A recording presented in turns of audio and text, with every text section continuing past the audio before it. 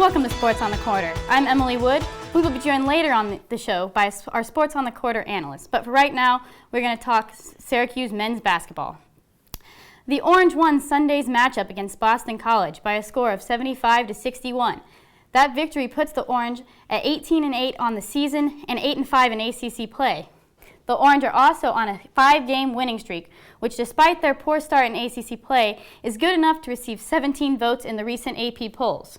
They are still several votes away from cracking into the top 25 again this season. However, the votes are significant as the Orange battles for an ACC tournament appearance. Now moving on to men's lacrosse. The Orange men's lacrosse team dominated in their first matchup against Siena, bringing home the victory in the Carrier Dome by a score of 18-5. Dylan Donahue continues to exceed high expectations, racking up 19 points with his 4 goals and 5 assists during their winning effort. That was also enough to win Donahue the ACC Offensive Player of the Week award. Freshman Nick Mellon was also impressive in the first game, earning himself the co-ACC Defensive Player of the Week award. The Orange are now 6th in the USILA polls, receiving 345 points following their first victory. They continue their non-conference schedule on Sunday against number 12 Albany in the Carrier Dome. The women's lacrosse team is also off to a hot start early this season, defeating Loyola and Binghamton in their first 2 matchups of the season. In addition, Syracuse senior Kayla Traynor won ACC Player of the Week and was voted Inside Lacrosse Player of the Week for her performance against Loyola. The Orange will continue their schedule this Sunday against Wagner in the Carrier Dome. Continuing with the Syracuse women's basketball team, who is currently ranked 18th in the nation. That matches their highest ranking in program history. The Orange are currently on a 6-game winning streak, thanks to junior guard Alexis Peterson's 14.5 points per game. The team hopes to continue their streak Thursday at 7 in the Carrier Dome. Finally, men's track and field. Following their success at the Boston Valentine Invitational, the Orange moved up to 11th in the USTF CCA poll. This is the highest ranking in Syracuse program history. The ranking also makes the track and field team the highest ranked in the ACC. The team will continue this weekend in the Mark Denault Invitational hosted by Cornell. Coming up on Sports on the Quarter, Christian de Guzman will talk about how the Syracuse women's lacrosse team plans to attack this year's season with a new player handling the draws. Don't go anywhere. We'll be right back. Thank you, dear. Oh, you're very supple, just like I was at your age. Back then, I was a sex expert. Used to call me the buttered biscuit. I know about birth control, too. So you can ask me anything, baby. BEDSDER.org has birth control information and a lot more. And it's... Have you had sex in this car yet?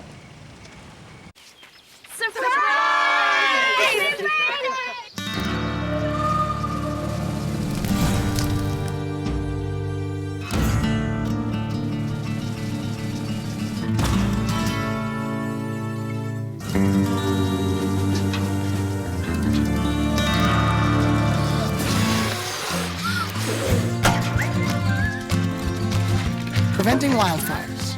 That's all Smokey wants for his 70th birthday. Lacrosse, controlling the draw is a key to success. This year, the Orange had the challenge of finding someone new who was up to the challenge. Our own Christian de Guzman will tell you all about it. The face-off. The draw. For Syracuse fans, the starting X is a place that usually brings bad memories. But recent times have proved differently. For the men, Ben Williams has been dominant at the X as his 67.4 face-off win percentage was second in the nation last season. As for the ladies, Kayla Kempney could not be stopped at the center of the field. Her 253 draw controls are the most in SU history. However, Kempney has graduated from Syracuse, and Coach Gary Gate needed to find a new player to take draws. Enter the Orange leading scorer for the past 2 years, Kayla Traynor. She'd been practicing draws for 3 years prior, and always ready to go. Took a few last year, but this year she wants to be the go-to draw person, and I think she's earned that by far today. In SU's season opener against Loyola, Traynor won 19 draw controls, which is the most in a single game by an Orange player. And while setting a record, trainer still said that her team provided a lot of help to dominate from the center of the field. You know, that was just a team effort. Our wing play did an awesome job allowing me to be able to get the draw, and I think just, again, that was just a team effort of just working hard and, you know, following the game plan and executing. Now trainer has an expanded role in an Orange team that is expected to sit atop the ACC. But trainer said that she now has more ways to impact the game offensively. Yeah, it's cool to be able to take some ownership in that part of the game as well, and just being able to help my team out as much as possible. So that's all we were looking for.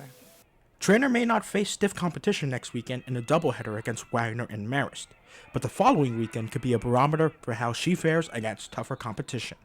That's when Northwestern visits the Carrier Dome, who is ranked 6th in the latest Inside Lacrosse poll. Christian Guzman, CitrusTV. Thanks, Christian. When we come back to Sports on the Quarter, we will preview both the men's lacrosse and men's basketball upcoming schedules. We will be right back. If I got to go to college, oh my goodness. I like discovering new things. You get to see what works for you and what doesn't. That helps you evolve as a person. You get to make like a supernova of skill or talent or whatever it is. I've always wanted to go to college. I just feel like that's my destiny. My name is Queen, and I am your dividend. How you doing? My name's Steve. My family's lived in this neighborhood for years. Recently, things got so tight, we had to go to our local food bank for help. I lost a lot of sleep worrying about what the neighbors might think. That is until I saw them there, too. How'd I do, Steve? A little stiff. You could have done a little better. What? Come on. You know, I have an Academy Award. Yeah, but not for playing me. Play a role in ending hunger. Visit feedingamerica.org/hunger and find your local food bank. So they say it's a man's world? I don't see anybody's name on it. While they were doing their thing, we slowly changed ours. Today, women can do anything men can do. And there's one thing we're even better at.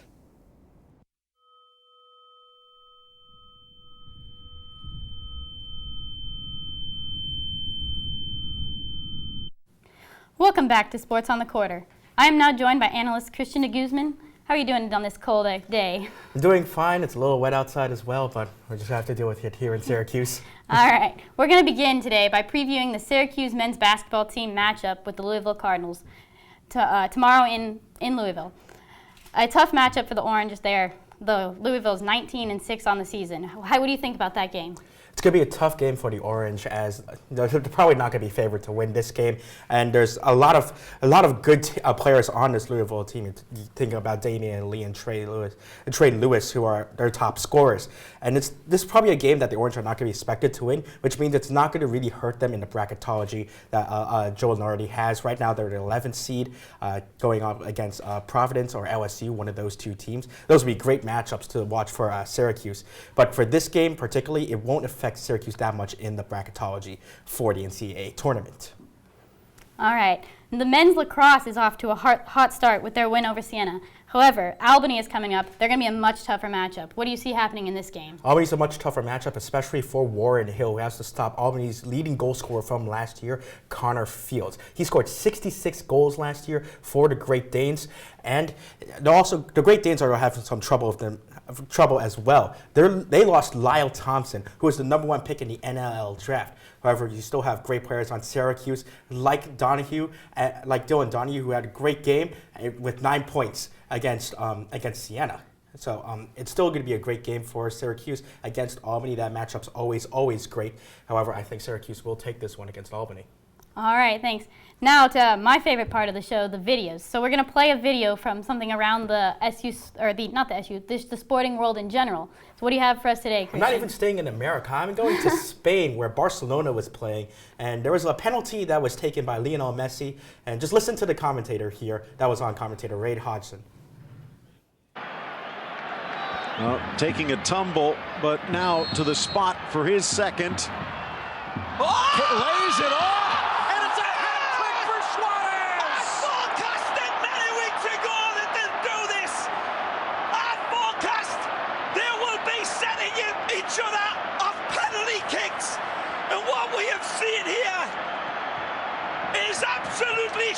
Shakespearean. Just a great call there on BN Sports by Ray Hodgson with Lionel Messi passing off the penalty. That would have been his 300th goal in La Liga, giving off to his teammate Luis Suarez for his hat trick. A great moment there for Barcelona's win. All right, certainly was great. So now going on to the NBA, we have the trade line coming up. We have Jennings was traded. Do you have anything you want to say about the trade deadline? Jennings getting traded is very important for, I forget what team he's on right now, but right now also there's a lot of rumors around the Knicks going to the Magic, I'm getting told. And that's very big. Elfrid Payton really needs some help there in the back. And Victor Oladipo, who's very strong on that Magic team, puts him in a great place. But watch out for the Knicks to trade possibly Carmelo Anthony. It's time for them to rebuild a little bit. And Carmelo Anthony might need to be traded off to get some key pieces for them. Who knows where he might go and who knows what the Knicks might get back. But it's probably time to part with Carmelo Anthony. So do you think SU will make the NCAA tournament this year? I definitely think they will make the NCAA tournament.